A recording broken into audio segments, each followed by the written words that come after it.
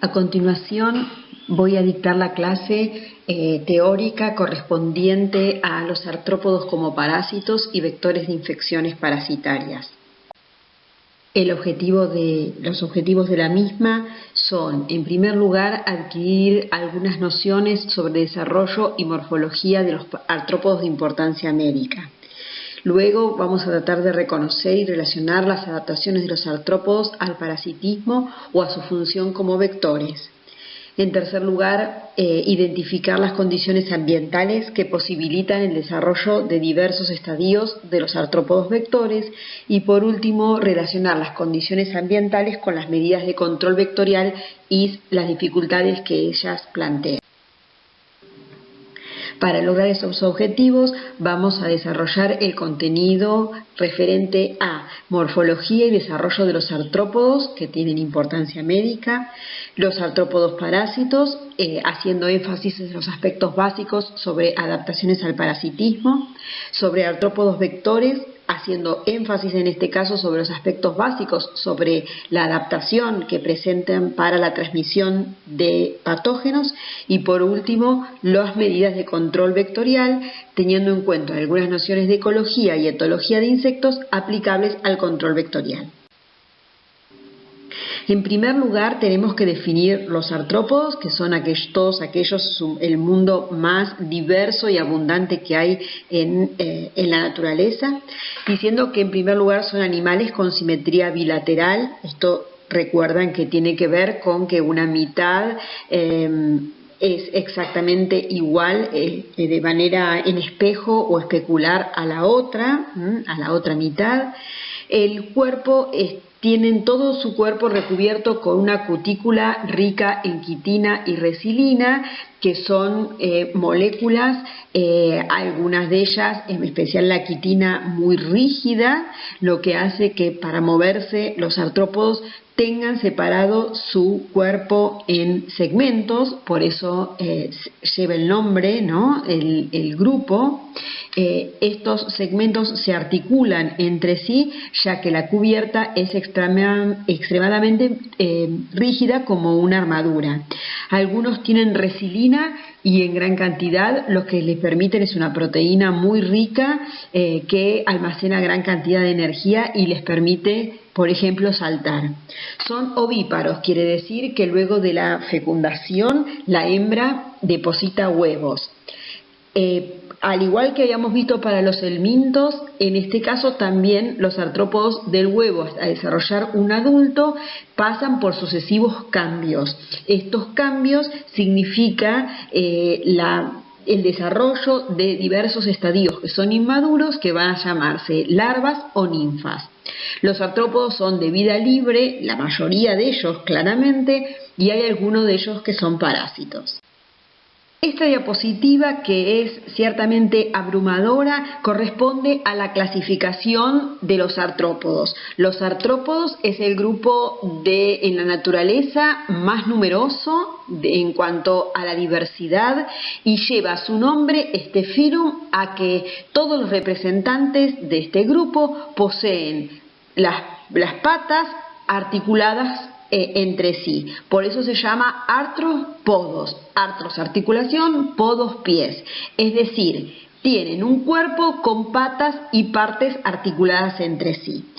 Ese cuerpo está dividido en tres porciones: cabeza, tórax y abdomen.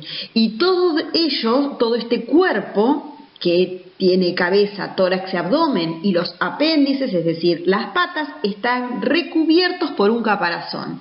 Los artrópodos tienen la particularidad de tener un esqueleto externo o también llamado exoesqueleto, lo que los diferencia de los vertebrados, que poseemos un esqueleto articulado interno. Su diversidad está representado fundamentalmente por 4 clases, es decir, la clase de los insectos, de los arácnidos, de los crustáceos y de los miriápodos. La más abundante es la clase de los insectos. Dentro de ellos los reconocemos porque poseen 3 pares de patas, su cuerpo dividido en cabeza, tórax y abdomen, y poseen 3 patas alas y antenas, fundamentalmente 2 pares de alas. Y esta clase está representada por numerosos órdenes representada también por individuos que ustedes conocen de la naturaleza. Es decir, este grupo se divide en el orden de los coleópteros, que son los escarabajos que ustedes conocen, los lepidópteros, que es el grupo de las mariposas, dípteros, representados por moscas y mosquitos, hemípteros, que es el grupo de las chinches, ortópteros, el grupo de las langostas, odonatos, de los alguaciles, y menópteros, el caso de las avispas y también de las hormigas.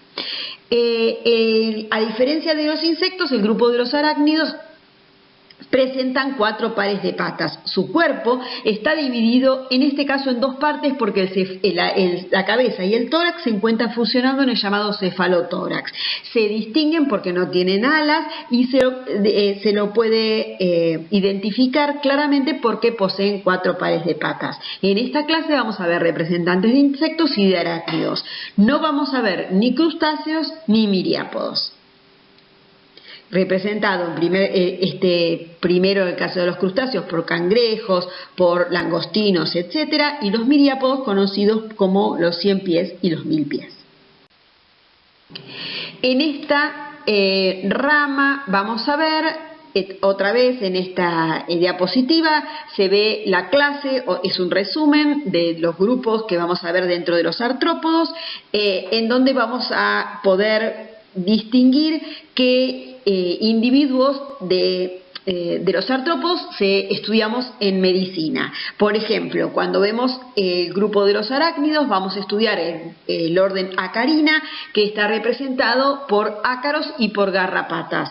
En el caso de los insectos, vamos a ver el orden dípteros, representado fundamentalmente por moscas, mosquitos y jejenes, el orden hemípteros, representados por chinches y vinchucas, el orden blatodeas, que son las cucarachas, las pulgas, y el orden anoplugo, representado por los piojos. Bueno, en esta diapositiva lo que estamos mostrando es que hay muchísimas enfermedades infecciosas transmitidas por artrópodos. Entonces, hacemos una lista en donde aparece en primer lugar la malaria, que es transmitida por dípteros anofelinos, esto es por mosquitos llamados anófeles. También los mosquitos transmiten enfermedades virales como el dengue, zika, chikungunya y fiebre amarilla. En este caso son mosquitos del género Aedes. También existe una patología tisular generada o de etiología parasitaria, producida por un nematode, se llama filariosis linfática, y quienes lo transmiten son mosquitos del grupo Culex. También vamos a estudiar la leishmaniasis, que lo transmiten dípteros muy particulares, como si fueran jejenes muy pequeños, que pertenecen al grupo de los flebótomos Lutzomia y Flebotomus. También otra parasitosis tisular conocida con el nombre de oncocercosis y manzonelosis, transmitida por jejenes del grupo de los Simulium, y la enfermedad de Chagas o tripanosomiasis o tripanosomosis americana, transmitida por vinchucas de diferentes géneros, Triatoma, Rhodnius y Pastrongylus. Todos ellos constituyen lo que nosotros conocemos con el nombre de vinchucas. También la tripanosomiasis africana, que es su representante en el continente africano. En este caso, la tripanosomiasis africana la transmiten unas moscas del género Glossina. Y después aparecen algunas enfermedades que tuvieron gran impacto en otros siglos pasados en el control de las poblaciones, entre ellos el tifus epidémico. Vamos a hacer mención a esto, lo transmite el piojo corporal, que se llama Pediculus humanus, y el tifus endémico y peste producida y transmitida por las pulgas de los roedores. Por último, vamos a estudiar algunas patologías llamadas fiebre maculosa o manchada, producida por los ácaros como del género Amblyomma. En lo que primero quiero destacar o poner énfasis es en el tipo de desarrollo que sufren los artrópodos. El desarrollo de los artrópodos se conoce con el nombre de metamorfosis. Es bastante particular este desarrollo porque, a diferencia de nuestro cuerpo, los artrópodos para poder crecer necesitan sacarse ese exoesqueleto tan rígido que no les permitiría aumentar de tamaño, sacarse ese esqueleto para crecer y sintetizar a partir de la superficie de su cuerpo, de su tegumento, un nuevo exoesqueleto. Entonces, estos cambios de sacarse el exoesqueleto, romper para poder crecer, se llama metamorfosis, que no es más ni menos que el desarrollo de los insectos desde el huevo hasta el estadio de adulto. ¿Estamos? Esta metamorfosis es de dos tipos, estoy hablando de los insectos, es de dos tipos. Una es de tipo incompleta, llamado también metamorfosis hemimetábola, con este nombre complicado, y en este caso, desde el huevo hasta el estadio de adulto, el artrópodo o el organismo pasa por sucesivos estadios inmaduros que se conocen con el nombre de ninfas. Como lo pueden ver ustedes acá en la diapositiva, esta metamorfosis está representada por el ciclo de vida de las vinchucas, y es de notar que los estadios ninfales, que son inmaduros desde el punto de vista sexual y no pueden volar, carecen de alas, son como miniaturas de los estadios adultos. Son exactamente iguales, ¿sí? Pero nada más que más chicos, y vuelvo a decir, no son maduros sexualmente. Entonces está claro o es deductivo pensar que si son parecidos a los adultos deben vivir en los mismos ambientes ecológicos y también se deben alimentar de lo mismo. Esto es así y esto hace que en el caso de la vinchuca no solo transmitan la infección por su característica de consumir sangre, es decir, de ser hematófagos los adultos, sino que también las ninfas se alimentan de sangre y por tanto son capaces de transmitir la infección. ¿Está claro? Entonces, desde el punto de vista de la transmisión, son tan eficaces el estadio ninfal más chiquito, que se llama ninfa 1, la ninfa 2, la ninfa 3, la ninfa 4, la ninfa 5 y los adultos, porque todos son hematófagos.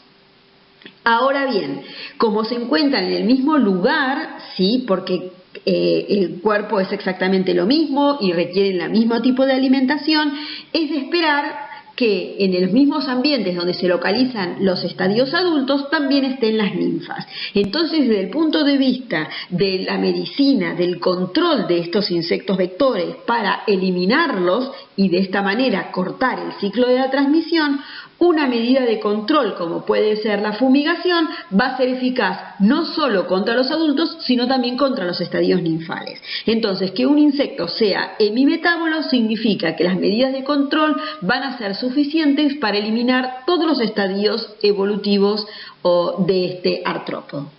Esto marca una diferencia sustancial con los insectos que tienen una metamorfosis completa o son holometábolos. ¿Por qué? Porque del huevo al estadio de adulto, el insecto pasa por estadios inmaduros que se conocen con el nombre de larvas, por un estadio siguiente que se conoce con el nombre de pupa, del cual emerge un estadio adulto. Como lo ven acá, en esta foto, que los representantes son estas moscas que aparecen acá, de los huevos surge una larva, de las larvas una pupa y de allí los estadios adultos. ¿Qué significa esto? Que los hábitos alimenticios de los adultos son diferentes de las larvas. ¿Estamos? Claramente son diferentes. Y además viven en ambientes diversos. ¿Esto qué quiere decir? Fíjense en el mosquito Aedes, en donde el adulto es aéreo, mientras que las larvas, y por ende también las pupas, son de naturaleza acuática. Entonces, las medidas que el sistema de salud puede implementar para eliminar al adulto no van a servir para la eliminación de los estadios larvarios y de pupa. Las larvas suelen ser como gusanitos que luego forman como una especie de crisálida o de capullo. A partir de ahí se reorganizan todos los tejidos del insecto y surge y eclosionan y se libera el adulto que tiene vida aérea, obviamente porque se trata de un insecto. Entonces, claramente diferencia entre hemimetábolos y holometábolos, representando en el primer caso vinchucas y por supuesto desde el punto de vista doméstico las cucarachas, y en el segundo caso los holometábolos representados por moscas y mosquitos, y desde el punto de vista de la naturaleza las mariposas. Bueno, ¿cuál es la relación que tienen los artrópodos con las enfermedades? Muchos de ellos son parásitos, es decir, necesitan vivir en los tejidos, ¿sí?, de los humanos o de los animales para poder desarrollarse. Otros son vectores biológicos de enfermedades, ¿sí?, es decir, participan en la transmisión activa de las enfermedades. Otros son vectores mecánicos. Ahora vamos a ver la diferencia entre uno y otros. Otros son inductores de fenómenos atópicos o alérgicos, y hay algunos que son de tipo ponzoñoso. ¿Cuál es la diferencia entre un vector biológico y un vector mecánico? Que en el caso del biológico, la asociación con el patógeno es altamente específica. Quiere decir que el patógeno es transmitido por una especie de insecto vector o un género de insecto vector. ¿Estamos? Esto está claro. ¿Por qué? Porque la vinchuca, representado por varias especies, ¿sí?, transmite la enfermedad de Chagas, pero no lo puede transmitir ni una cucaracha, ni una hormiga, ni una mariposa. ¿Está? Entonces la asociación es altamente específica. Vuelvo al ejemplo de la Aedes, que transmite el dengue, que transmite la fiebre amarilla. Esta asociación es específica. No todos los mosquitos transmiten el dengue, sí el Aedes aegypti. ¿Estamos? Y esto tiene que ver con que el patógeno se ha adaptado a lo largo de la evolución a vivir dentro de este vector y a desarrollarse en su interior. Entonces, cuando yo hablo del desarrollo, en el caso, por ejemplo, de la vinchuca, entiendo que el parásito que produce la enfermedad de Chagas cumple una parte de su ciclo. Y de hecho pasa esto, porque el parásito Trypanosoma cruzi, cuando ingresa en el vector biológico, sufre cambios, sufre transformaciones y además se multiplica. Entonces el vector biológico ofrece una alternativa de amplificación de la infección, ¿sí? Porque por un parásito que haya entrado a través de la comida, ¿sí?, de la sangre, luego vamos a tener cientos y miles de parásitos, porque la transformación se da en epimastigotes que tienen capacidad multiplicativa. Entonces cumple con un rol amplificador de la infección. Además, estos vectores son la principal forma de transmisión. ¿Sí? O sea que el patógeno necesita de este vector para poder transmitirse. Esto claramente se puede ver en el caso del dengue, ¿sí?, en donde todas las campañas de control están dirigidas a eliminar al vector. ¿Por qué? Porque si no hay vector, no hay transmisión. En el caso de la enfermedad de Chagas pasa lo mismo, nada más que el parásito tiene otros mecanismos de transmisión, por ejemplo la transmisión transplacentaria, que es tan exitosa como las otras desde el punto de vista del parásito, ¿sí? Y además se transmiten o bien por inoculación durante la comida, es decir, cuando un insecto vector infectado se alimenta, en ese mismo acto inocula el agente patógeno, o por contaminación directa. Esto quiere decir que algunos vectores biológicos, cuando se alimentan, lo que hacen es eliminar una deyección, o lo que es lo mismo como si una materia fecal, y en esa deyección se depositan los elementos infecciosos. Entonces va a depender del rascado, ¿sí?, o de las abrasiones presentes en la piel, para que el patógeno depositado en la piel pueda ingresar en el organismo. ¿Está? Entonces hay dos rutas de transmisión: la inoculación o por contaminación directa del sitio de picadura. Esto marca una diferencia sustancial con los vectores mecánicos, en donde la asociación vector y patógeno es totalmente inespecífica, es decir, una mosca común, una cucaracha, una hormiga puede transmitir puede llevar o contaminar la fuente de infección, un alimento, el agua, ya que acarrea con su cuerpo, con sus pelos, con sus antenas, estadios infecciosos de los patógenos. Por ejemplo, quistes de parásitos, ¿sí? O huevos de helmintos. ¿Estamos? Pero no es que tal huevo de tal helminto es transportado por tal insecto o por la cucaracha, sino que esto lo hace como si fuera una mochilita, se denomina foronte esta situación, y en realidad lo que hace es llevarlo desde un lugar, puede ser la materia fecal, hasta una fuente de infección para el humano, como puede ser un alimento. En él, sobre la superficie de su cuerpo, el patógeno no se desarrolla, no sufre ningún cambio, sino que es llevado como si fuera una mochila hacia la fuente de infección. No es la principal forma de transmisión, contribuye a la diseminación de la infección y a la probabilidad de encuentro entre el patógeno con el hospedador, ¿sí? Y la transmisión se da por contaminación, es decir, cuando los utensilios o los fomites se encuentran contaminados por el patógeno que fue llevado a ese lugar por un insecto transmisor, que es ni más ni menos que un vector mecánico. Bueno, vamos a ver en primer lugar algunos agentes productores de patología por sí mismos, ¿sí? Entonces, dejemos de lado los vectores y pensemos en artrópodos que producen patología de importancia médica. Y a quien primero me voy a referir es al Sarcoptes. El Sarcoptes scabiei es el agente causal de la sarna. ¿De qué sarna? De la sarna humana, ¿sí? Tiene un cuerpo aplanado en sentido dorso-ventral. Es muy pequeño. Requerimos, fíjense que miden casi menos de la mitad de 1 milímetro. Por tanto, para verlo vamos a requerir un microscopio o una lupa. Su cuerpo, como es un arácnido, está dividido en cefalotórax y abdomen. Y las larvas pueden ser hexápodas y las ninfas octópodas. No confundamos porque esto no es un insecto, esto es un artrópodo, por eso hay larvas y hay ninfas, así se las han nombrado. Significan que las larvas tienen 6 patas y las ninfas tienen 8 patas. Los adultos tienen 8 patas, pero ciertamente están muy transformadas porque son parásitos, entonces no tienen que moverse, ni saltar, ni movilizarse mucho, porque los adultos viven como parásitos. Estas patas poseen cerdas táctiles en el cuerpo y en los miembros, ¿sí? En las patas, ¿sí? Todo su cuerpo y sus patas tienen estas cerdas o estas prolongaciones que les permiten detectar, porque tienen sensibilidad, ¿sí? Entonces, este es el ácaro de la sarna. Presenta muchísimo prurito, porque es generado por las deyecciones, los huevos y también la saliva que elimina la hembra para degradar la queratina.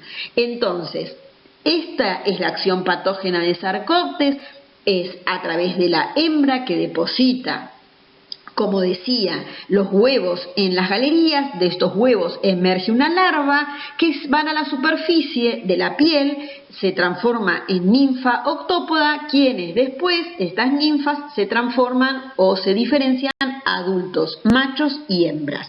Siempre la transmisión es a través de los estadios que se encuentran en la superficie de la piel, que son capaces de pasar de una persona infectada a una persona sana y mantener el ciclo. También pueden sobrevivir un tiempo en sábanas, en ropas, en toallas. Por eso la transmisión también se da por compartir vestimenta o sábanas.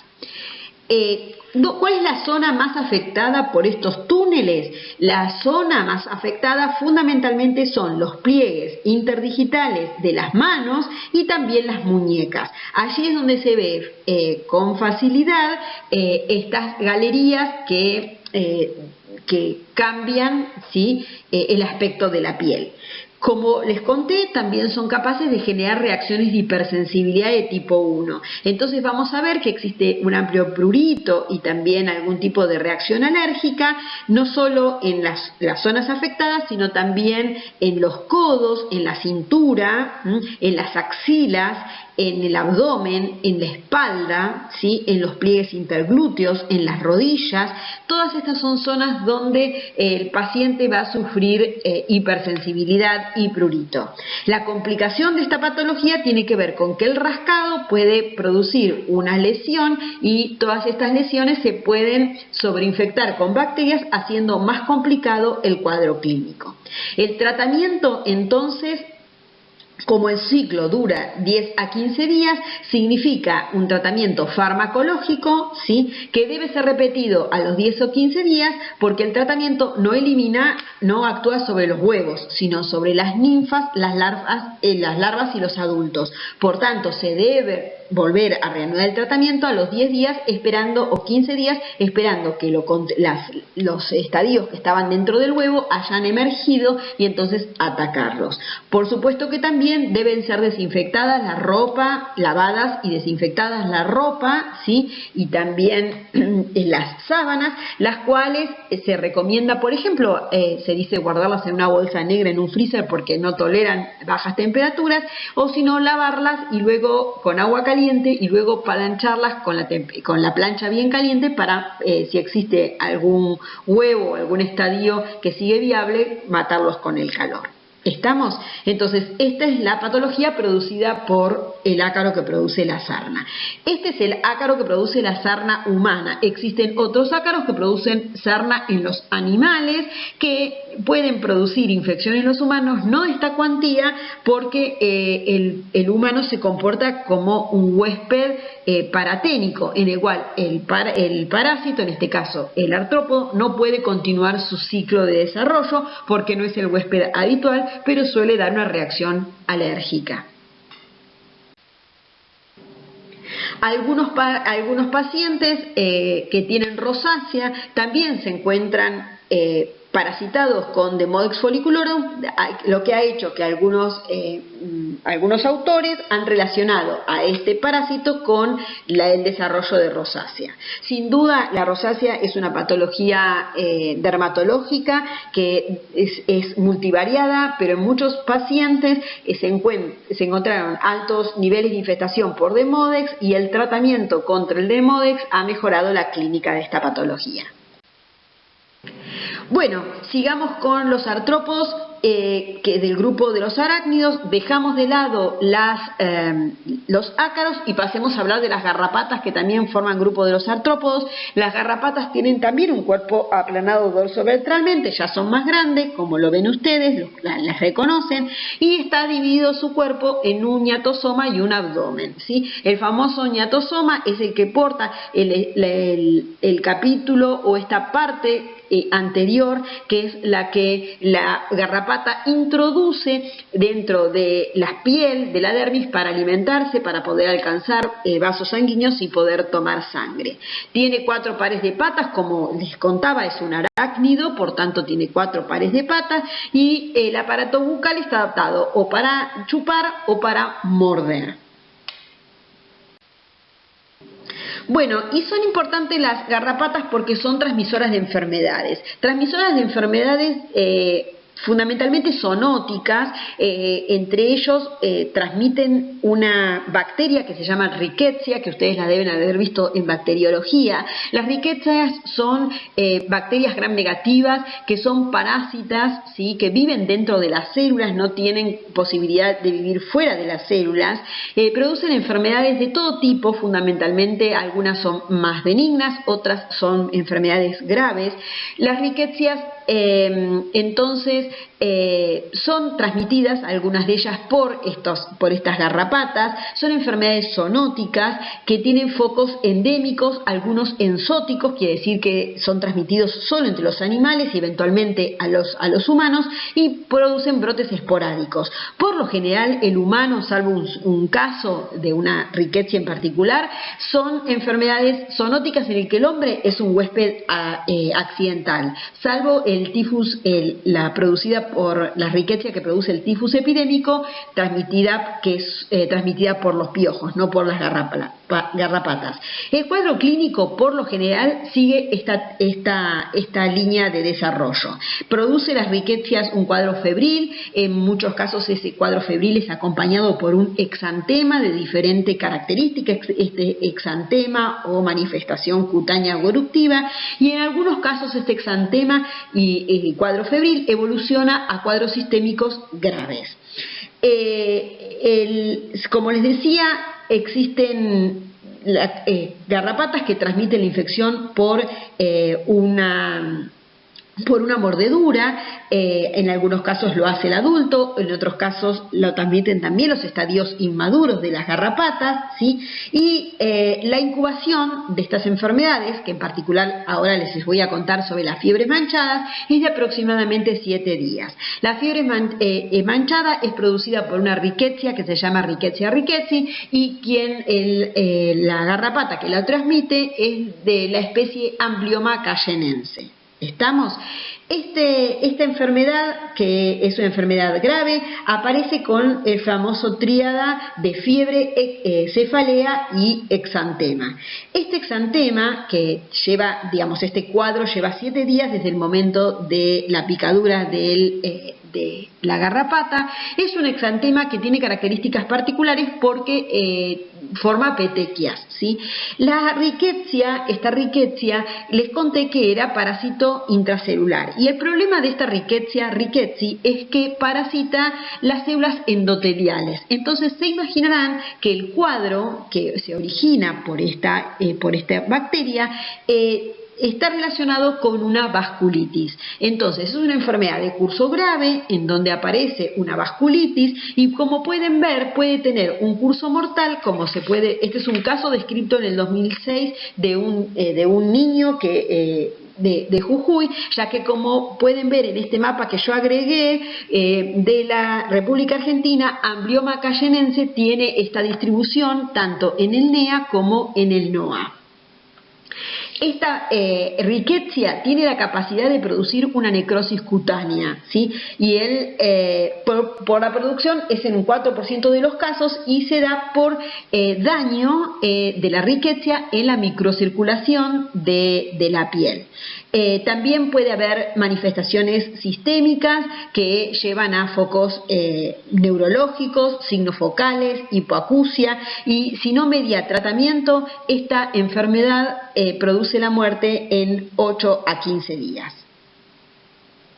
El tema con estas garrapatas es que la transmisión de la riquezia por las garrapatas se da porque las garrapatas infectadas transmiten la infección a sus huevos. Entonces, una hembra grávida, ¿sí? Una hembra de Amblyoma, en este caso de esta garrapata infectada, transmite, ¿sí?, la riquezia a sus huevos. Por lo tanto, todas las larvas y las ninfas que nazcan de esa garrapata infectada van a nacer con la infección. Por tanto, tienen un alto poder de diseminación. ¿Está? Entonces, este es el caso, como les decía, en Jujuy, en diferentes ambientes fitogeográficos, por ejemplo, como las yungas, ¿sí?, se encuentran estas garrapatas, que, como saben, las garrapatas tienen esta capacidad de pasar largos periodos en el ambiente, ¿sí?, en los pastos, tienen capacidad para detectar cuando se acerca el hospedador para saltar y alimentarse, ¿sí? Y por eso se lo encuentra siempre asociado a lugares con alto nivel de vegetación y además con sus hospedadores habituales. Existe otra fiebre manchada que tiene una evolución benigna. En este caso vemos que el vector es otra especie de Amblyoma, que es Amblyoma triste y Amblyoma tigrinum. El patógeno que transmite es Rickettsia parkeri. Fíjense que tanto en la anterior como en esta se la llama también botón negro, porque el lugar en donde mordió la garrapata existe como una costra, se desarrolla una costra o un botón negro que es indicativo de la infección. En este caso ven que el exantema que se produce es en todo el cuerpo, ¿sí? Fundamentalmente en los brazos, en los miembros, como aparece acá, en esta diapositiva, y se da fundamentalmente a fines de invierno, durante la primavera y principio de verano, donde hay mayor abundancia de estas garrapatas. El periodo de incubación es de 2 a 10 días. El paciente refiere fiebre y un exantema que se desarrolla fundamentalmente en el tronco y en los miembros, también en las palmas, en las plantas y en el rostro, ¿sí? Este es el exantema que origina esta rickettsiosis. La distribución de esta garrapata es más cercana, se da tanto en las provincias de Santa Fe, Buenos Aires, Entre Ríos, Corrientes y Formosa, siempre asociado a lugares donde hay anegamiento, hay agua. En estos lugares se encuentran naturalmente a las garrapatas que transmiten esta infección. Un estudio que se ha hecho reciente ha demostrado que la prevalencia de infección en las garrapatas, de infección por rickettsia me estoy refiriendo, oscila entre el 7 y el 20%, según la región que fue muestreada. Entonces, acabo de mostrarles cómo las garrapatas, ¿sí?, además de ser hematófagos, son vectores y producen esta patología, transmiten infecciones producidas por una bacteria del género Rickettsia con diferente grado de compromiso, algunas más benignas y otros con desenlace fatal, como la fiebre manchada que les mencioné anteriormente. Bueno, en este caso también vamos a hablar de este grupo, que pertenece al grupo de los arácnidos. No transmite nada, sino que me refiero porque a veces hay años en donde estas poblaciones de escorpiones aumentan y aparecen en los canales de noticias gran preocupación, mucha paranoia con respecto a los escorpiones. Los escorpiones son arácnidos, tienen hábitos totalmente nocturnos, se domicilian y son subterráneos. Entonces, por lo general, viven en lugares muy oscuros, se consiguen sus propios alimentos, que por lo general son insectos, bajo las cortezas de los árboles, bajo la tierra, en las piedras, donde hay mucha humedad, oscuridad, en las grietas, en los baldíos. Pero si son molestados, por ejemplo, se lleva a cabo una demolición, entonces salen y muchos de ellos son agresivos. Es raro que ataquen al ser humano, salvo que se les modifique el ambiente o se sientan en peligro.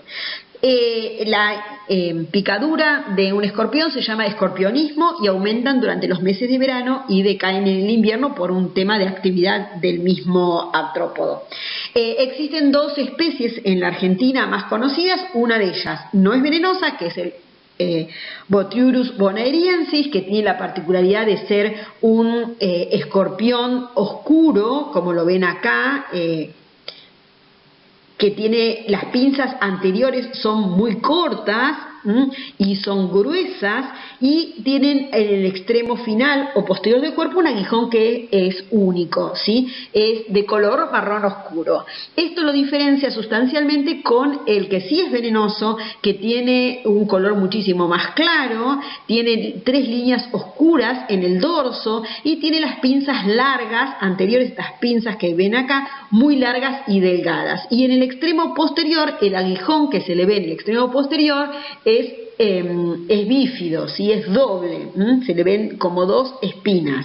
Este es Titius tribitatus y es el escorpión venenoso. De todas maneras, allí les puse un Centro Nacional de Intoxicaciones. Cuando ustedes tienen dudas pueden llamar a este teléfono, que contestan en forma rápidamente, le sacan una foto a lo que ustedes ven como sospechosos y ellos luego se comunican con ustedes o ustedes los vuelven a llamar y les dicen si se tratan de un escorpión venenoso o no, y ustedes se quedan tranquilos o ellos les van a decir cuáles son los pasos a seguir. No es infrecuente, se los ve en muchos lugares, especialmente en lugares donde hay casas antiguas o se producen demoliciones para la construcción de nuevas casas, ¿sí? Entonces hay que tomarle con el cuidado, siempre traten de no tocarlos directamente, de meterlos en un frasco que contenga alcohol y luego sacarle fotos, ¿sí? Y ponerse guantes, ¿sí? Siempre empujarlos no con la mano, sino con algún tipo de instrumento. Bueno, y ahora nos vamos a hablar, ahora sí, de los insectos. Comenzamos a hablar de Pediculus, que es el piojo, ¿sí? Que es si bien es un insecto, está adaptado, no vuela, es áptero, es decir, carece de alas, por lo tanto, porque no está adaptado, no tiene que volar a ninguna parte, porque todos sus estadios son parásitos, ¿no es cierto? Tiene un cuerpo aplanado dorso-ventralmente, las patas tienen uñas prensiles, quiere decir que le sirven para agarrarse. ¿Por qué agarrarse? Porque vive agarrados a los pelos, ya sea a los pelos del cuerpo o a los pelos del cuero cabelludo. Los huevos son blancos a pardos y son los conocidos con el nombre de liendres. ¿Estamos? Los adultos, como lo ven acá, este adulto que ven acá, y machos y hembras, no viven más de 40 horas fuera de la cabeza, por tanto necesitan parasitar para alimentarse y para sobrevivir. En cambio, la liendre sí es capaz de vivir varios días, ¿no es cierto? Las condiciones óptimas para alcanzar la máxima longevidad están dadas por temperaturas que oscilan entre los 30 y 35 grados y una humedad relativa entre el 35 a 45%. Con esas condiciones de humedad y de temperatura, los machos y las hembras viven alrededor de 45 días. Las hembras, una vez que son fecundadas, son capaces de oviponer o de poner huevos durante 3 a 8 veces por día. Y se estima que cada hembra pone entre 1 a 10 huevos por día. Por lo tanto, en toda su vida son capaces de poner hasta 150 huevos.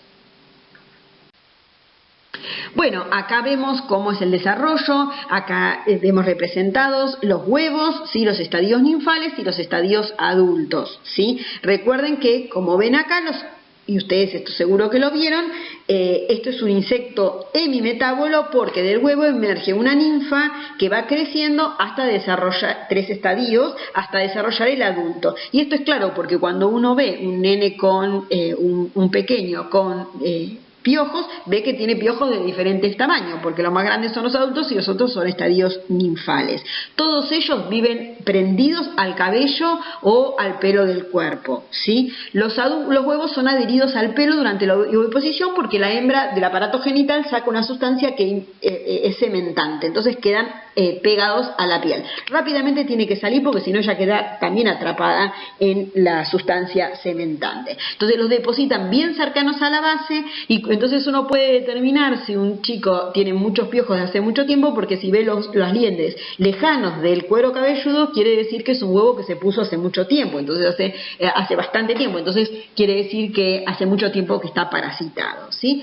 Tanto las ninfas como los adultos tienen hábitos hematófagos, es decir, se alimentan de sangre. ¿Está bien?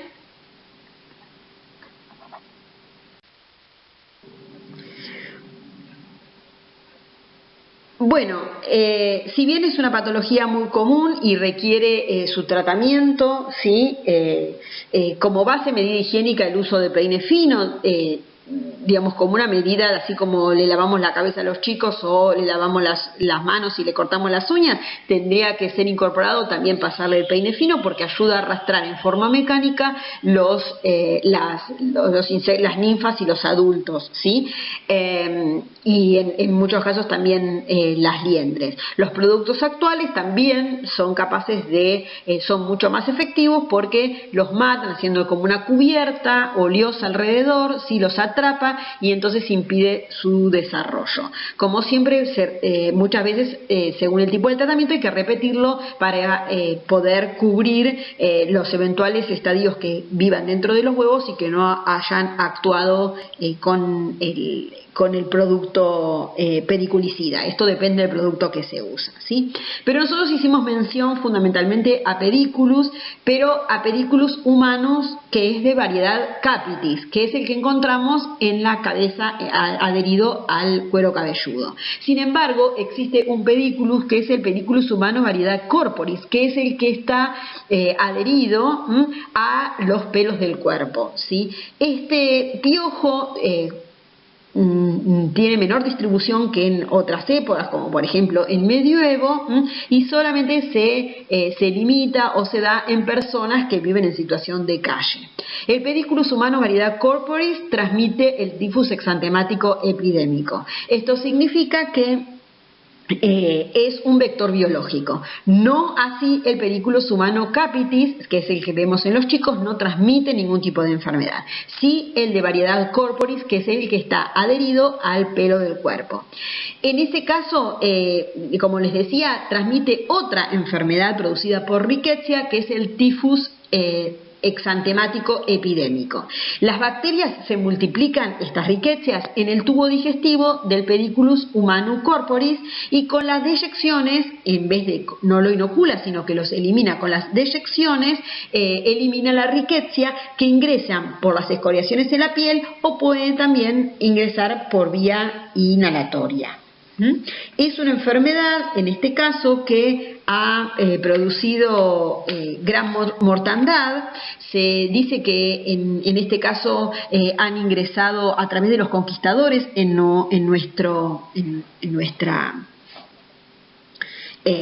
continente, y ha producido todas estas enfermedades por rickettsia transmitidas por piojos y también por garrapatas. Han producido la muerte de decenas de miles de habitantes o de individuos o personas de pueblos originarios por la afección de este tipo de rickettsias transmitidas por estos artrópodos que fueron traídos por los conquistadores a América. Bueno, y hay otro pariente que es el Pterus pubis, que también es un piojo, pero a diferencia del Periculus, este Pterus se adhiere a pelos que son más cortos y gruesos, y son aquellos que forman parte del vello pubiano, del vello de las axilas, del vello de las cejas, del pecho y de las piernas. Entonces es más corto, es aplanado dorsoventralmente, no transmite ningún tipo de enfermedad infecciosa, no es vector biológico, tiene las patas con unas uñas que son prensiles, es decir, se agarran al pelo, tiene el cuerpo dividido en tórax y abdomen, que son significativamente mayores que el tamaño de la cabeza, son los huevos similares a los del Periculus humanos, y está asociado a una enfermedad que se conoce con el nombre de ladilla. Tanto los adultos como las ninfas viven prendidos al pelo, al vello púbico fundamentalmente. Se adhieren también los huevos durante la oviposición de las hembras. Tanto los adultos como las ninfas tienen hábitos hematófagos, no se conoce que transmite ninguna enfermedad biológica, pero es un insecto, es un artrópodo que se transmite a través de vía de transmisión sexual. Como les decía, produce la enfermedad conocida como ladilla, se lo puede ver acá en el vello pubiano. Liendres de estos piojos, es sumamente pruriginosa, y a veces también la picadura origina ciertas manchas azules en la piel que permiten el diagnóstico de esta patología. Bueno, y ahora vamos a pasar a hablar de otros insectos, que son las pulgas, que tampoco tienen alas, son adultos ápteros, pero en vez de estar achatados dorsoventralmente, las pulgas están adaptadas para comprimirse lateralmente, porque requieren abrirse paso a través fundamentalmente del pelo, por ejemplo, de los animales, ¿sí? Y del pelaje o de las plumas, por eso tienen este cuerpo tan especial. La cabeza está muy poco separada del tórax, el tercer par de patas está muy desarrollado porque posee, como les decía, una proteína llamada resilina. No es que la pulga salte porque tiene unos músculos trabajados en el gimnasio, sino que posee esta resilina que tiene una capacidad de rearreglarse y de almacenar y liberar energía muy grande, muy grande, y esta característica de rearreglo de esta proteína le permite hacer uso de esta energía, que le ayuda a la pulga a saltar de un ambiente o de un hospedador al otro. Los huevos eclosionan aproximadamente a los 5 días que son puestos. Todo el ciclo de vida de la pulga es de aproximadamente 20 días o un mes. La pulga pasa por 3 estadios que son 3 estadios larvarios. Las pulgas, a diferencia de los piojos, son holometábolos, ¿sí? Son de vida libre los estadios larvarios y la pupa, y solamente es hematófaga el estadio adulto, tanto macho como la hembra. Entonces, lo pueden ver en el tercer par de patas, que está ampliamente desarrollado y adaptado para el salto. Entonces, los adultos tienen piezas bucales modificadas para picar y para chupar sangre. Bueno, acá ven el desarrollo, los huevos, los estadios larvarios y el estadio ninfal, pupal, la pupa, del cual emerge el estadio adulto, que es el que se alimenta de sangre. Las larvas viven en el ambiente y son detritívoras, ¿sí? Se los considera parásitos temporarios porque solamente parasita el adulto, o micropredadores también. No tienen gran capacidad, no son muy específicas de hospedero, por eso podemos encontrar que la llamada pulga del gato puede infectar a los perros, a los humanos y así. Pueden pasar periodos prolongados en ayunas. Fundamentalmente las pupas quedan como retenidas cuando no hay alimento y cuando sensan de que hay un animal de sangre caliente, entonces de allí se abren y de allí emerge el adulto, que se salta hacia la piel del animal de sangre caliente.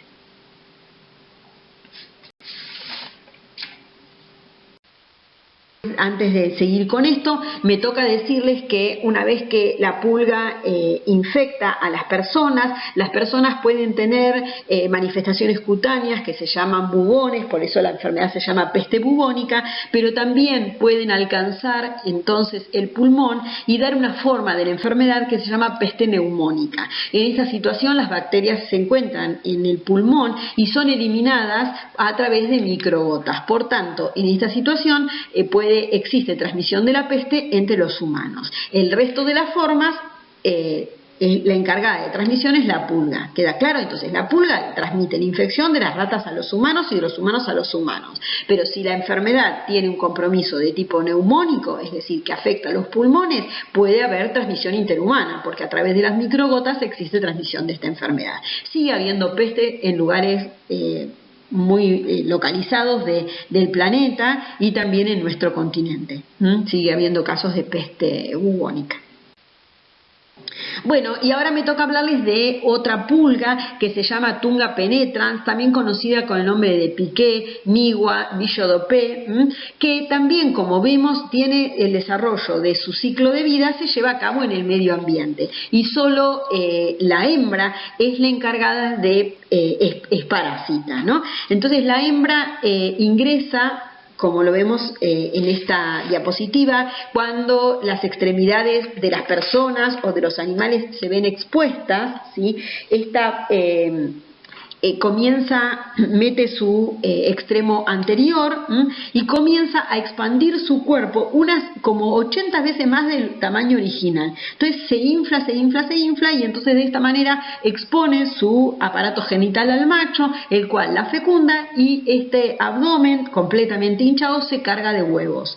Entonces, en estas condiciones, una vez que la hembra es fecundada, los huevos son eliminados al exterior y allí se desarrollan, como lo vemos, los estadios de larvas y estadios pupales, y de las pupas emergen los adultos machos y hembras, y la hembra es la que vuelve a la piel a alimentarse de sangre. Es la única que tiene características hematófagas y como que introduce toda su porción anterior de su aparato masticador por debajo de la piel. Esto hace que además, como son personas o animales que caminan o exponen sus extremidades inferiores en forma desnuda, se puedan contaminar estas lesiones con bacterias, y esta infección se hace mucho más grave y puede producir necrosis. Bueno, tiene 2 estadios larvales, como les mencioné, y el adulto mide de 4 a 6 milímetros, y es este que ven acá, la hembra y el macho. Entonces es muy frecuente en personas que trabajan en lugares tropicales. Cada vez está más extendida por la neotropicalización debido al cambio climático, pero en nuestro país es muy frecuente verla en etnea. o que afecte a la gente del NEA que anda descalzo por el calor o que trabaja en lugares, en plantaciones, por ejemplo. Bueno, ahora me voy a referir a los cimícidos, que son el grupo de las chinches de cama. Son adultos ápteros de aspecto oval, son aplanados, son grandes, aproximadamente miden 5 milímetros, tienen el aparato bucal modificado para picar, son insectos de tipo hemimetábolos, tienen ninfas, tienen el mismo aspecto que los adultos, pero de aspecto no marrón, sino más transparente y alino, y en los huevos son de 0,5 a 7 a 0,5. Se lo puede encontrar porque tiene hábitos domiciliarios, en grietas dentro de los domicilios tienen hábitos nocturnos, y las ninfas y los adultos, como todos los insectos hemimetábolos, son ambos hematófagos, no transmiten enfermedades, ¿sí? Entonces, como ven, se encuentran en pliegues, en grietas. Acá ven un colchón repleto, ¿sí?, de adultos y de ninfas de estas chinches, que obviamente están cerca del colchón porque es un lugar muy fácil de encontrar su alimento. Bueno, otro grupo es el de las cucarachas.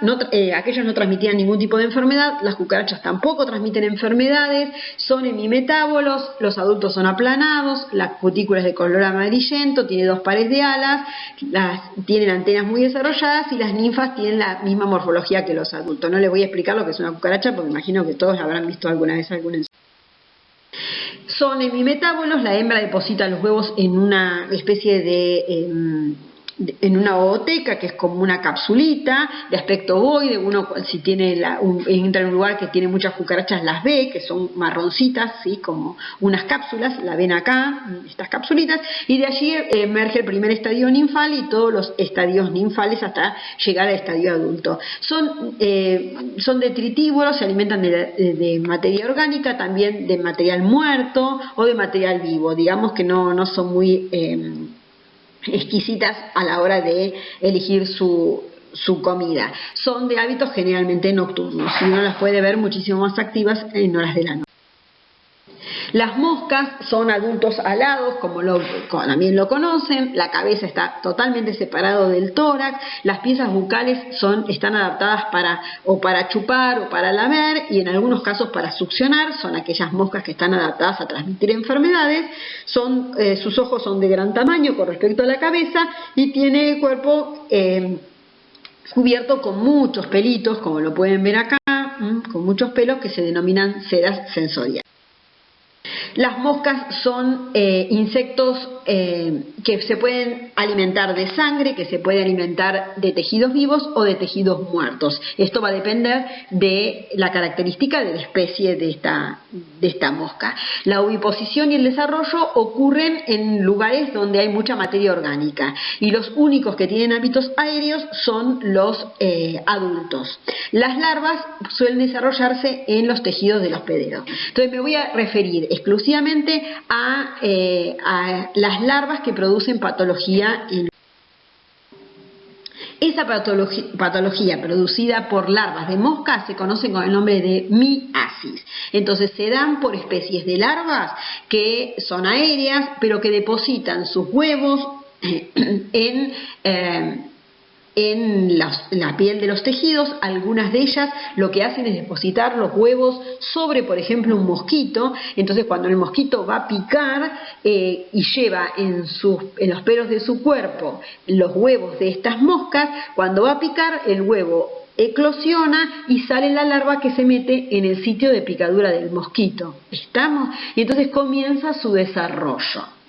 Las infecciones son primarias, se llama, un ejemplo de ello es dermatobia. Dermatobia es esta que ven con la regla encima, suele llegar a tener 2 centímetros, y a medida que Una vez que es depositado, la larva empieza a crecer y crece hasta alcanzar esos 2 centímetros en la epidermis. Entonces este crecimiento le produce muchísimo dolor al paciente, ¿sí? Entonces, como suele tener un extremo más sobresalido la lesión, más sobrelevado, en muchos casos se piensa que se trata de un absceso bacteriano, se lo trata con antibióticos y esto no tiene ningún efecto, porque esto no es una bacteria, es un animal el que está, es un artrópodo que está en la piel. Entonces requiere su extracción a través de una extracción mecánica o con algún tipo de fármaco o de algún que les permite sacarlos de la lesión y luego hacer un importante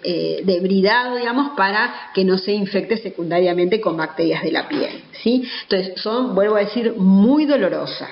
Por lo general, luego de este desarrollo larvario, de la larva aparece una pupa que se desarrolla en el exterior, pero desde que pasa esto, el paciente tiene clínica, vuelvo a decir, porque es muy dolorosa. Estas larvas también se desarrollan en los animales y son muy frecuentes en el verano. Si ustedes toman sol van a ver que aparecen unas moscas de color verde, color bien metalizadas, de color azul, son las dermatobias. Y cuando hay una gotita de sangre, les encanta y empiezan a pulular. Van a ver que a los animales los siguen. Son muy molestas, muy fastidiosas, porque cuando detectan que hay sangre o un tejido, están esperando para depositar los huevos para desarrollar su estadio larvario. También afecta al ganado, ¿sí? Esto se ve frecuentemente cuando las vacas con la cola tratan de espantar las moscas que las están molestando. Hay otras que son secundarias, como como Cocleomia omnivorax, que se aprovecha una lesión preexistente porque se alimentan de detritos más de material de tejido necrótico, por tanto son miasis secundarias, hay algunas que son necróticas, necrobiontófagas como fenicia.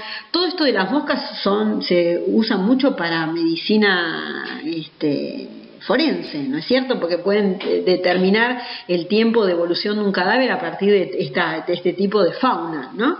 Entonces se estudia mucho en criminalística esto.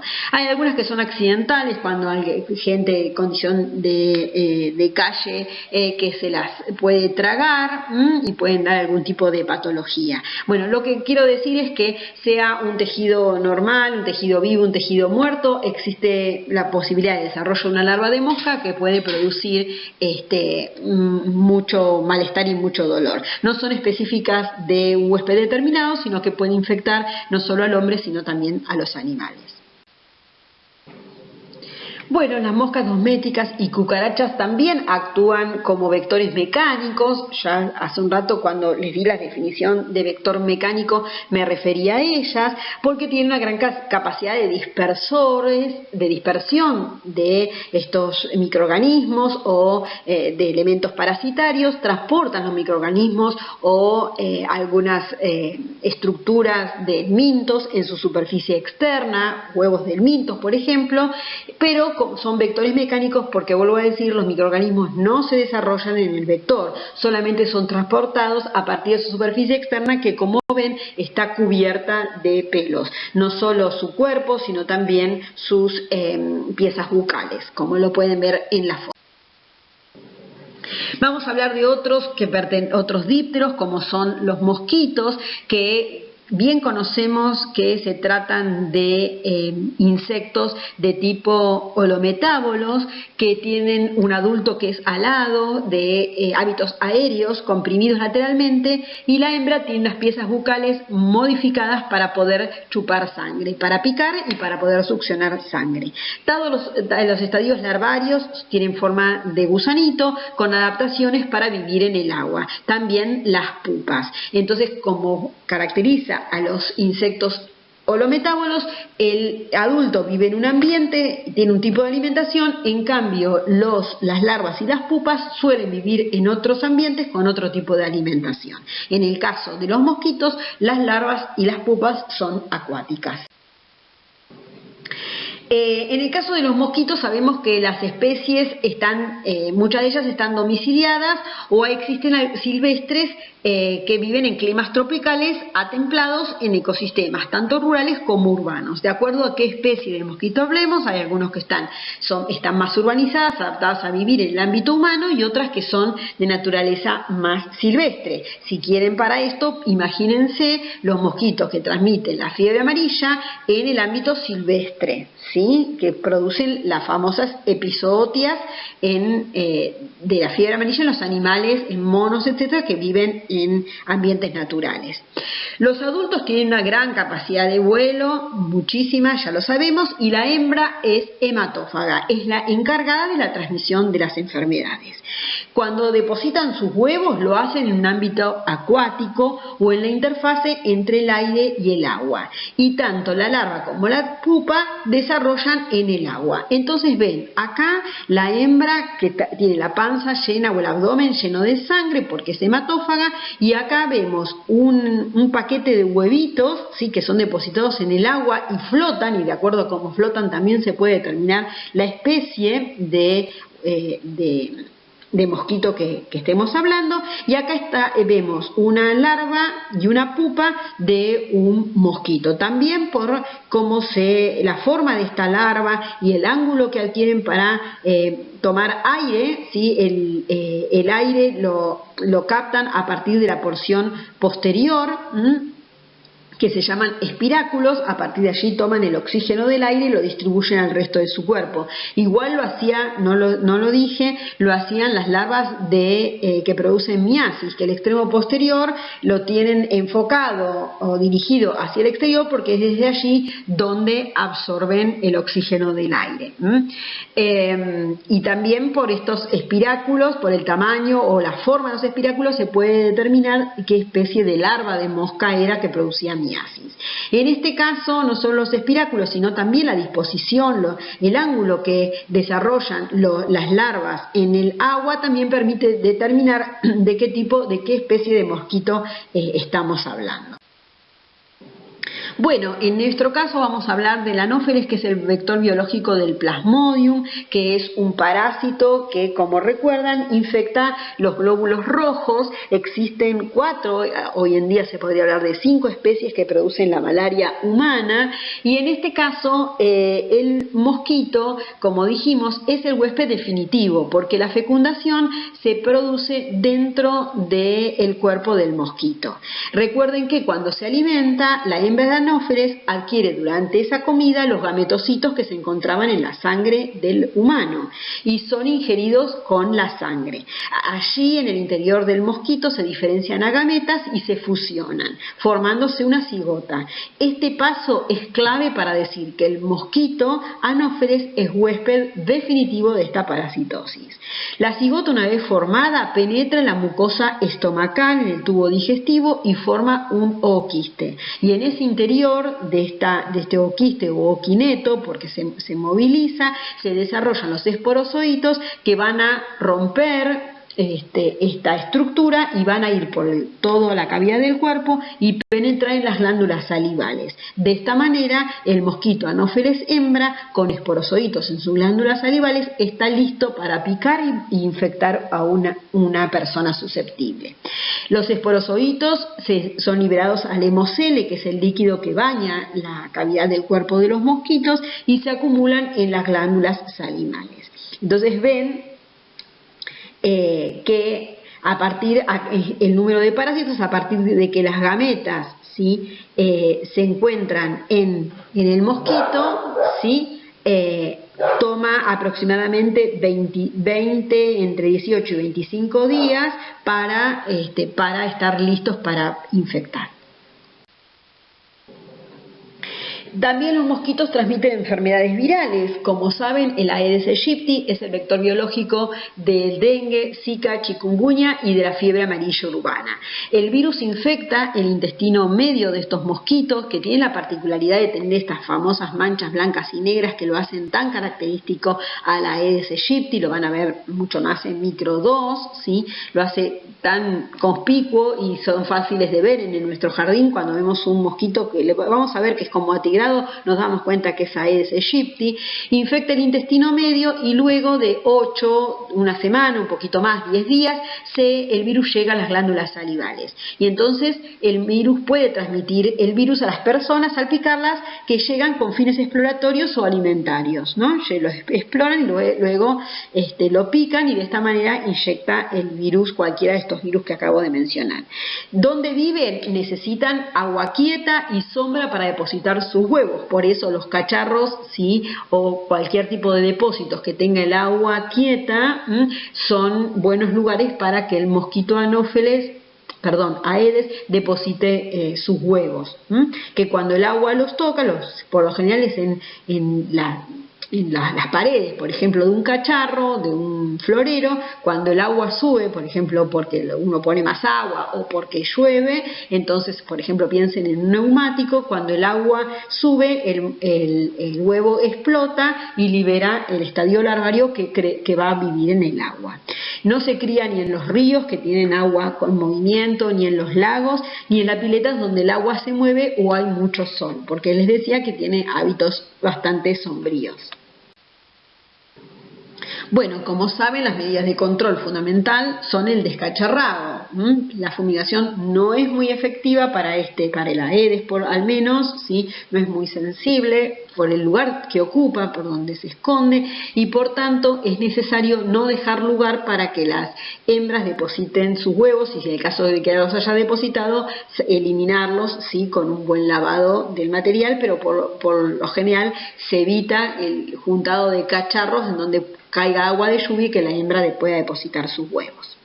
Otros dípteros que son de interés para nuestra área son los flebótomos. ¿Por qué? Porque transmiten la leishmaniasis. Estos son como unos jejenes muy chiquititos, fíjense que miden 2 milímetros, así que ciertamente son mucho más chiquitos que los mosquitos, y su cuerpo se encuentra comprimido lateralmente. El abdomen tiene unas prolongaciones o unos pelos caudales muy prominentes, y las hembras como tienen piezas bucales adaptadas para picar y para chupar sangre o succionarla. Las especies silvestres viven en climas tropicales a templados, en ecosistemas rurales y urbanos. Por lo general, las hembras depositan sus huevos no en el agua, en este caso, sino en los huecos de árboles donde hay mucha materia orgánica, porque las larvas y las pupas viven ahí. Recuerden que estos son holometábolos también, lo ven claramente. Acá está la hembra, de allí sale el huevo. Del huevo sale la larva, la pupa y luego el adulto, que es aéreo. Y estos estadios intermedios o inmaduros viven en las oquedades de los árboles, en lugares con mucha materia orgánica y poca luz, muy umbríos, con mucha humedad. Entonces, en la medida que ese ambiente natural donde viven los flebótomos es eliminado por la deforestación, las hembras necesitan ir a buscar otro lugar donde depositar sus huevos, entonces lo encuentran cerca de la vegetación que rodea asentamientos humanos o urbanos. Entonces deja el monte, porque ya no lo tiene como tal, porque ha sido deforestado, y deposita los huevos en la vegetación que se da alrededor de los asentamientos urbanos, o imagínense un grupo de personas que están haciendo un camino o construyendo un puente, o que trabajan en una mina y que viven muy cercano en asentamientos cerca de este monte. Entonces, si esto se elimina o las hembras tienden a depositar los huevos en estos árboles, entonces todo el desarrollo se lleva a cabo alrededor de estas viviendas, y hay adultos disponibles para infectar cerca de las poblaciones, y entonces la infección se urbaniza. Como dije, las hembras ponen huevos en medios húmedos ricos en materia orgánica, y la larva y la pupa se desarrollan en ambientes húmedos pero no en el agua, a diferencia de los mosquitos. Los adultos vuelan cortas distancias, a diferencia de los mosquitos, y la hembra es hematófaga. Entonces, la leishmaniosis aparece como una enfermedad o una parasitosis emergente en la medida de que se ha modificado el ambiente natural en donde el flebótomo se cría, digamos. Entonces estas modificaciones y los cambios en el ambiente hacen, y en el clima, hace que se haya urbanizado y que aparezca como una enfermedad realmente emergente que preocupa la salud. Entonces el vector es el principal responsable de la transmisión, se infecta al ingerir sangre de una persona infectada, ¿sí? Y en el intestino medio se transforma y se diferencian a promastigotes, que estos promastigotes, recuerden que ingresan como amastigotes, o sea, cuando el flebótomo chupa sangre o toma tejido, se llevan a mastigotes y en su interior se transforman a promastigotes. Estos promastigotes que tienen flagelo libre, luego de un tiempo, esto es un tiempo determinado, están listos para infectar, es decir, se transforman en promastigotes metacíclicos y están en condiciones de infectar a las personas. Acá vemos el ciclo en donde podemos ver acá cómo la hembra inserta sus piezas bucales, libera los promastigotes y allí se transforman en amastigotes en los tejidos de la piel, y por eso la manifestación clínica más frecuente de la leishmaniasis tegumentaria es la úlcera, fundamentalmente en las zonas expuestas del cuerpo, como puede ser la cara. También existen otros flebótomos que son de diferentes especies que producen y transmiten la leishmaniasis, que produce leishmaniosis visceral. Otra vez, inocula este flebótomo los promastigotes, pero ahora estos parásitos viajan a través de los monocitos a órganos hematopoyéticos, como por ejemplo el vaso, la médula ósea, el hígado, los ganglios, y son capaces de desarrollar leishmaniosis visceral. Entonces vemos acá al hombre y a un montón de reservorios que son silvestres de la malaria y que también sirven de hospedadores para la alimentación de los flebótomos. Vuelvo a decir, se tratan de flebótomos que corresponden en nuestro continente al género Lutzomia y que son diferentes. La Lutzomia sí transmite enfermedad leishmaniosis tegumentaria, que también conocida como cutánea o mucocutánea, y la leishmaniosis visceral está transmitida por otra Lutzomia, pero que tienen más o menos la misma distribución geográfica. A continuación vamos a hablar de los redúvidos, que son ni más ni menos que estos hemípteros representados por las vinchucas. Tienen el cuerpo aplanado dorso-ventralmente, ¿sí? Desde el dorso al vientre. Tiene una cabeza muy desarrollada, muy conspicua, y en el extremo anterior tiene una probóscide, que es este aparato articulado que lo tiene como retráctil. ¿Por qué? Porque lo tiene como guardado, lo ven en esta imagen lateral, lo tiene guardado, esta probóscide articulada, y cuando pica la extiende, lo pone en ángulo de 90 con la cabeza y lo introduce en la piel para alimentarse, ¿sí? Entonces está formada por 3 segmentos, está adaptada para succionar sangre y tiene un par de antenas con 4 segmentos. Todas estas características de las antenas y de las probóscides nos permiten determinar si lo que encontramos es una vinchuca o se trata de un hemíptero que no transmite nada, porque hay muchos insectos muy parecidos a las vinchucas que se alimentan de jugos vegetales o que son predadores de insectos más chiquititos, pero que no se alimentan de sangre. Por tanto, es frecuente en la primavera, cuando explota esta población, vamos a ver que la gente, como tienen las manchas típicas del cuerpo que ahora les voy a mostrar de las vinchucas, la gente se asusta y se piensa que es una vinchuca y lo trae para que lo observemos. Entonces este extremo anterior, que lo ven en este grafiquito chiquitito, pueden ver la posición de el aparato bucal de un hematófago, y fíjense qué diferente es y qué longitud diferente que tiene de un insecto predador que se alimenta de otros más chiquititos, o de un insecto hemíptero que se alimenta de jugos vegetales. Tiene un par de antenas, como dije, con 4 segmentos anteriores a los ojos, que son compuestos. Siempre están por delante las antenas de la posición de los ojos en la cabeza. Tiene un cuello muy angosto y un tórax que tiene el tamaño de un trapecio, la forma de un trapecio, y esto lo hace bastante característico a este insecto. El abdomen tiene ondulaciones o festones de color marrón oscuro. Entonces tiene, como lo ven, este abdomen tiene un escudo con rayas oscuras y claras, que lo hace especialmente característico. Son hemimetábolos, quiere decir que de los huevos pasamos por 5 estadios ninfales y de allí surge el adulto, macho y hembra. Tanto las ninfas como los adultos se alimentan de sangre. Viven en hábitats rurales, pero son especies que están domiciliadas. Algunas especies, que son las domiciliadas, se alojan en grietas de las paredes, especialmente en aquellas construcciones que sean de paredes de barro, también en los techos cuando hay ramas, ¿sí? O hojas de palmera, por ejemplo, en algunas zonas del Caribe, por ejemplo, o también se suelen alojar en algunos resquicios de lo que se llama las construcciones que se realizan alrededor de las casas, que en el monte la gente los tiene para criar o una oveja, o una cabra, o gallinas. Esos ambientes o corrales también son ideales para que viva la vinchuca y que se críe en estos resquicios, en estos lugares. ¿Por qué se localiza tanto en los corrales como en el domicilio? Porque de esta manera se asegura una fuente cercana de alimento. Por eso las vinchucas han evolucionado para vivir genéticamente, para vivir en estas condiciones y domiciliarse y asegurarse alimentación y por ende la transmisión de la enfermedad.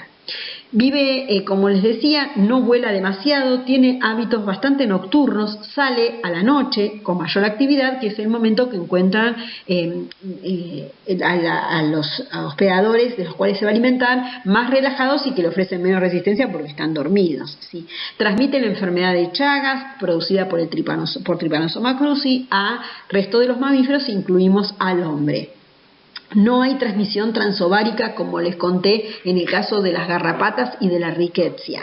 Sí, para el caso del virus dengue. No hay transmisión transovárica del parásito, por lo tanto, las ninfas para estar infectadas requieren alimentarse de un mamífero que porte a Trypanosoma cruzi. Existen más de 130 especies de triatominios que son competentes, que son capaces de transmitir la infección, y hay 14 especies que son las más relevantes. Entonces acá ven un mapa de Latinoamérica y van a ver las diferentes especies de vinchucas según el área geográfica.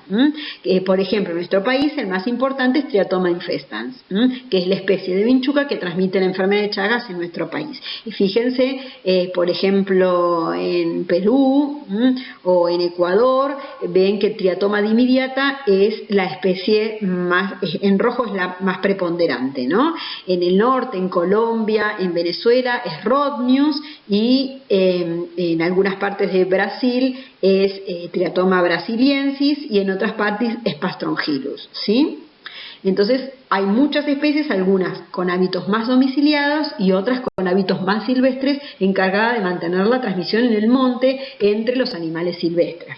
Recuerdan que yo en una de las clases les conté que todos los mamíferos podían ser hospedadores de Trypanosoma cruzi. Bueno, ahí están, según algunas especies de triatominios hallados en el territorio argentino, y ahí ven las diferentes especies y su distribución en el país. Como ven, Triatoma infestans se localiza desde el norte hasta la Patagonia, que por supuesto, como hace mucho frío, no hay ninguna especie que se encuentre por allí. El resto de las especies, como les contaba, son especies que son encargadas de la transmisión del ciclo del Trypanosoma cruzi en el llamado ciclo silvestre. Bueno, es el vector biológico de tripanosoma porque los tripomastigotes circulantes que están en la sangre del mamífero ingresan en el interior de la vinchuca, allí se transforman a epimastigotes en el intestino medio y allí se multiplican. Por eso les contaba al principio de la clase que tienen un rol amplificador.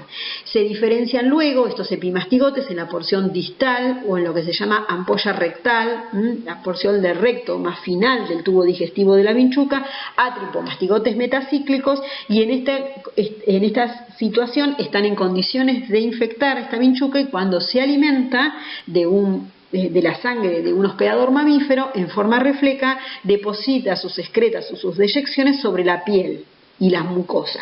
Si es depositado en la mucosa, el parásito ingresa sin ningún tipo de dificultad, y si es depositado sobre la piel, el prurito que produce también, y en la mucosa también produce prurito, facilita el rascado, facilita la penetración a través de la microlesión que produjo la picadura.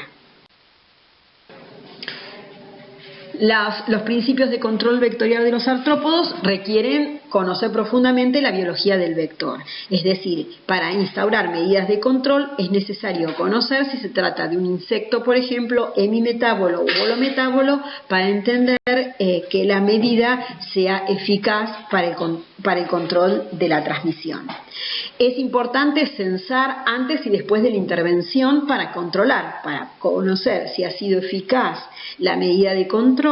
Es necesario conocer cuál es el estado de la población de vectores y luego de la campaña de intervención. Recuerden que en el caso de la malaria existen poblaciones de anófeles que son resistentes al DDT. Por eso la malaria se comporta como una enfermedad muy difícil de erradicar.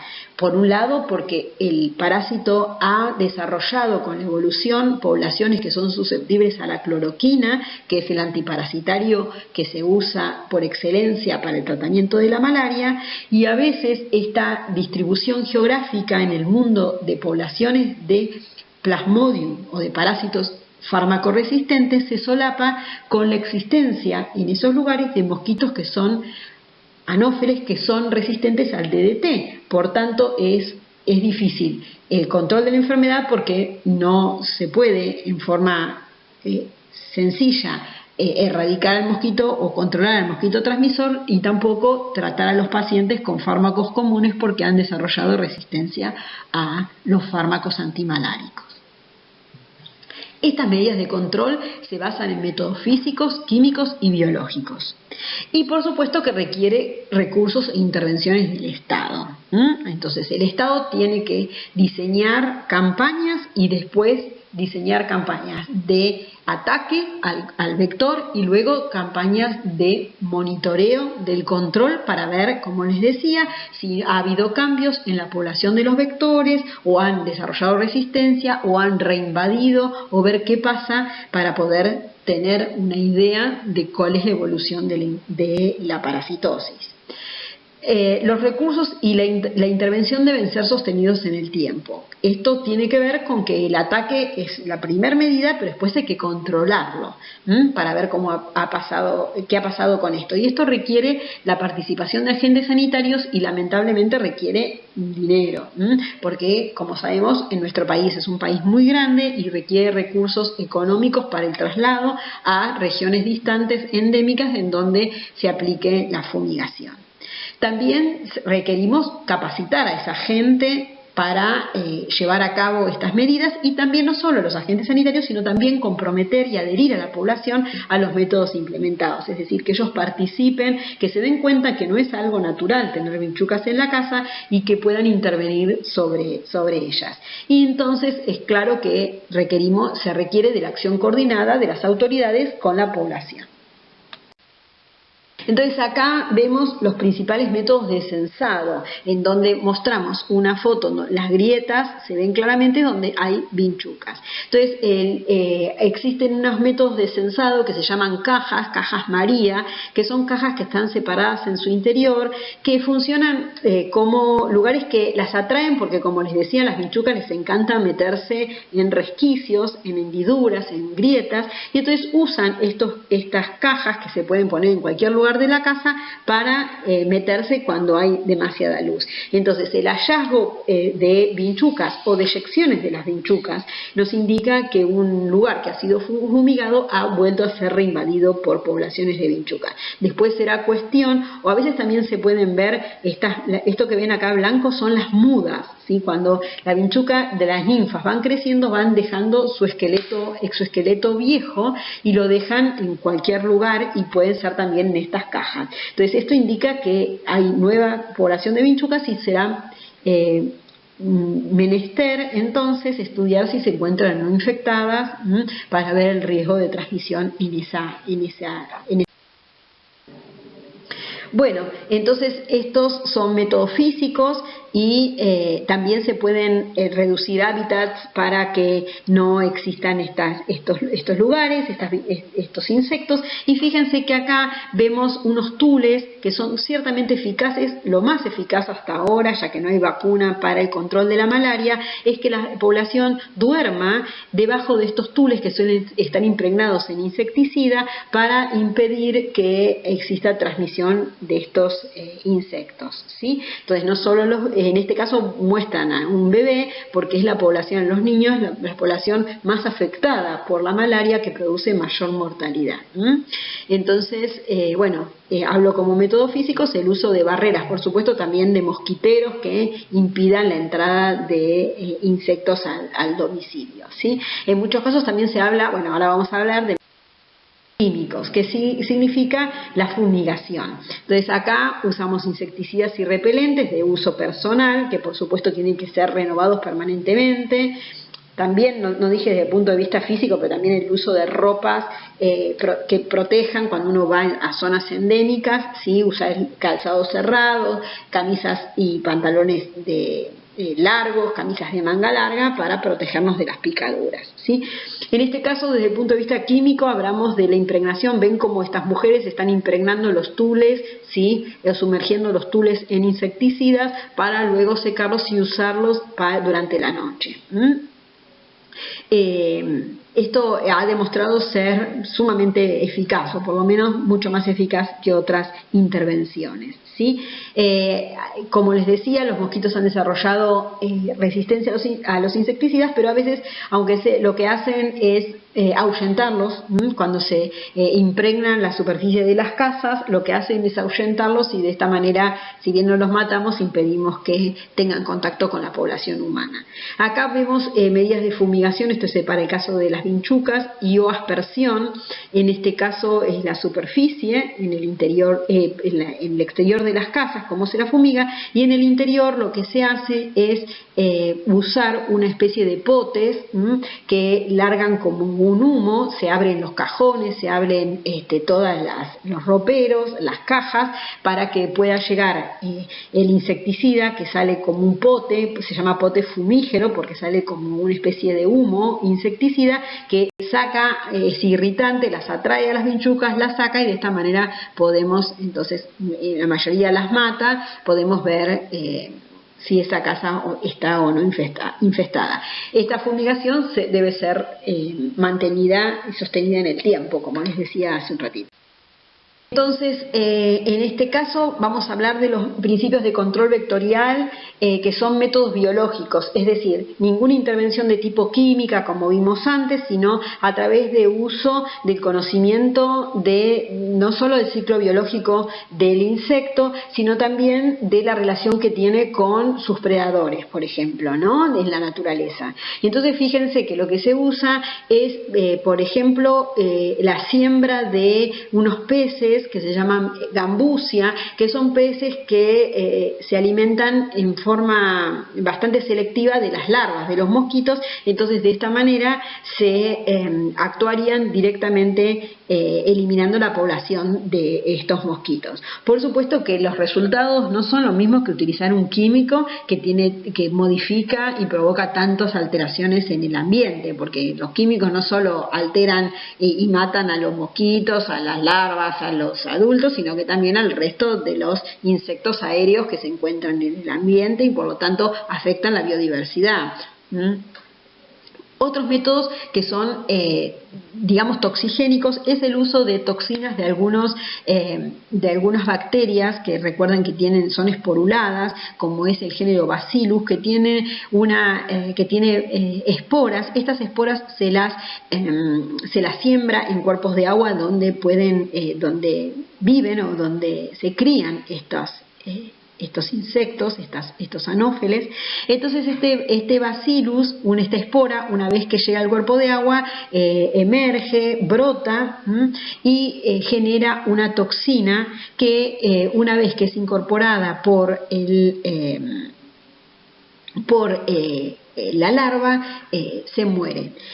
Directamente las larvas son capaces de incorporar, como filtran el agua, se consumen estas esporas, como les decía, brotan, crecen, generan a la bacteria, al bacillus, y el bacillus genera la toxina que produce la muerte. Parece como un cuento con muy buen diseño, de hecho, pero el tema es que a veces las características del ambiente, por ejemplo de la región, hace que si hay mucho sol, estas esporas se inactivan. Entonces, si estamos hablando de regiones como en el África subsahariana, convengamos que la intensidad lumínica del sol no es un factor menor.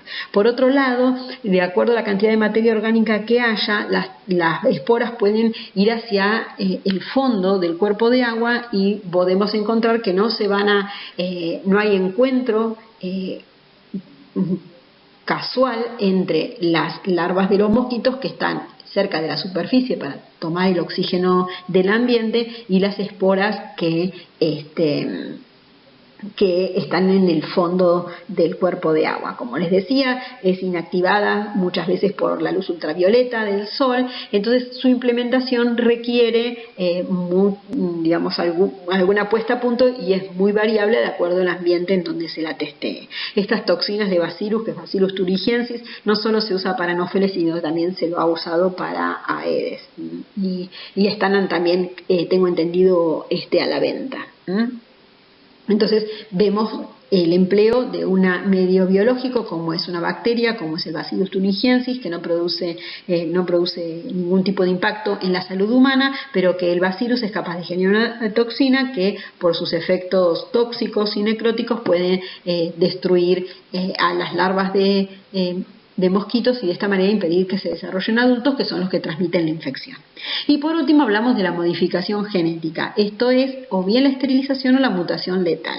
La esterilización significa que incorporar poblaciones de mosquitos que impidan que sean o bien ellos estériles y pues no se puedan reproducir y por lo tanto las hembras no pueden tener progenie, o bien se puedan copular y lo que no sobrevive es la generación que ellos generan a partir de esto de modificaciones genéticas en la población de mosquitos que se llevan a cabo en el laboratorio.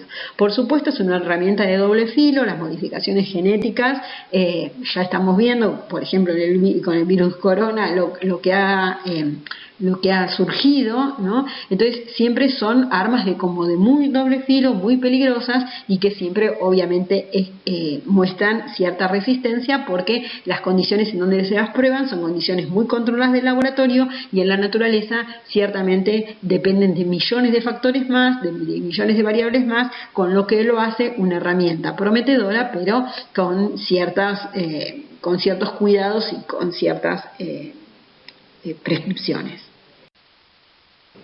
Entonces, a modo de conclusión, tenemos que decir que los artrópodos constituyen un grupo cuya diversidad se manifiesta desde el punto de vista estructural y funcional. Vemos que son muy diversos estructuralmente y funcionalmente también porque pueden hacer o transmitir o producir patología por sí mismos en diferentes estadios.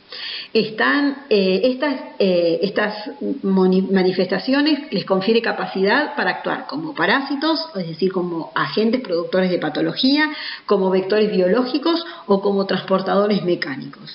Entonces, conocer el hábitat en donde vive y sus hábitos comportamentales es muy relevante para el control, no solo de las enfermedades que ellos producen y también de las enfermedades que transmiten, dependiendo del agente que estemos hablando.